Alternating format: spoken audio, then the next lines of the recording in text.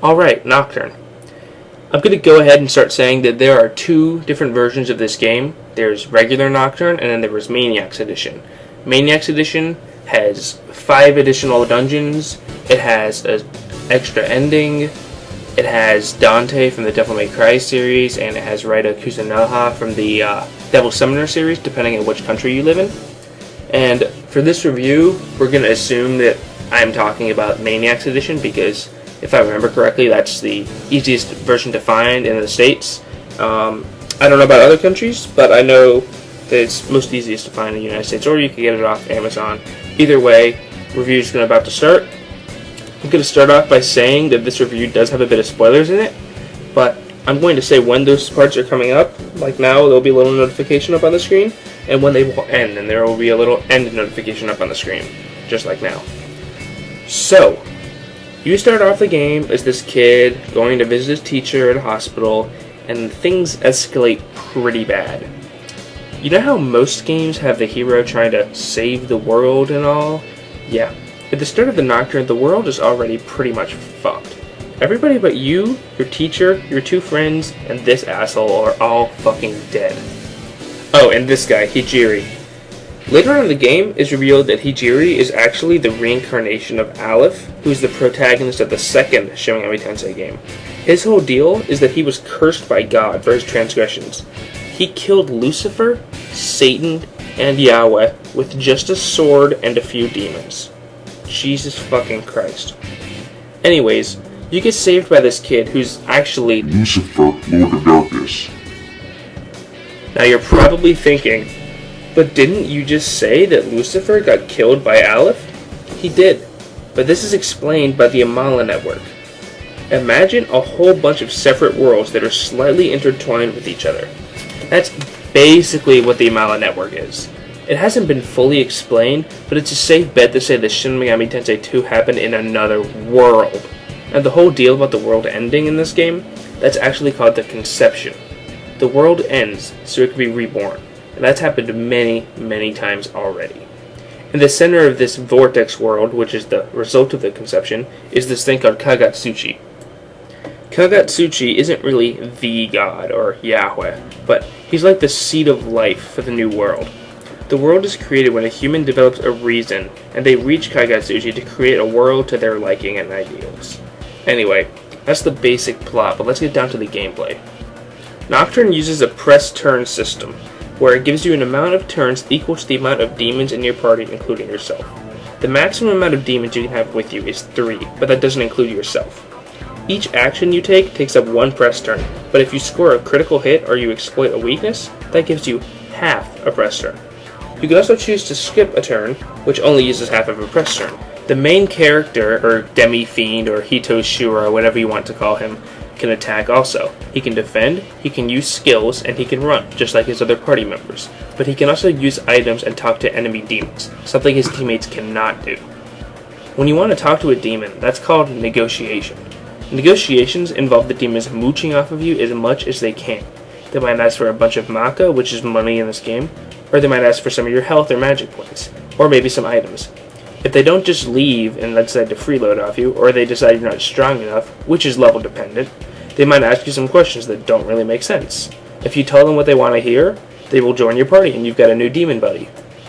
Negotiation works with most demons, but some races like Tyrant or Vile won't even let you try. You can get a skill from that later, from a Magatama. The way you get skills is by ingesting Magatama. When you level up, it might let you learn a skill. You actually get your first Magatama at the beginning of the game, which gives you some basic physical skills, and like analyze and such. You get some Magatama when you beat bosses, or if you buy them in shops, or, in the case of one of them, by beating an incredibly infuriating puzzle game that might be considered the most frustrating part of Nocturne. You can also get a special Magatama by fighting all 4 of the Heavenly Devas without saving, and getting all of the previous Magatama. But this one gives you a plus 10 to all stats, and it nulls pretty much everything but almighty attacks. And that brings us around to the stats. Like most SMT games, you have strength, magic, vitality, agility, and luck. Most players build their demi-fiends with a strong affinity for physical attacks, and luck is pretty much useless in most Mega 10 games. Demon fusing is also in this game, and there is a lot of demons. Skill inheriting is still in this game, but it's pretty useful if you want to make a really strong demon. Nocturne uses a random encounter system, so when this little indicator down here turns red, you're about to be attacked. The moon phase indicator up here is important too. If it's a full moon, you won't be able to talk to demons like you normally would, and you'll be able to do a sacrificial fusion in the Cathedral of Shadows. Various moon phases also let you summon special demons, namely fiends. Now, the difficulty of this game is pretty high.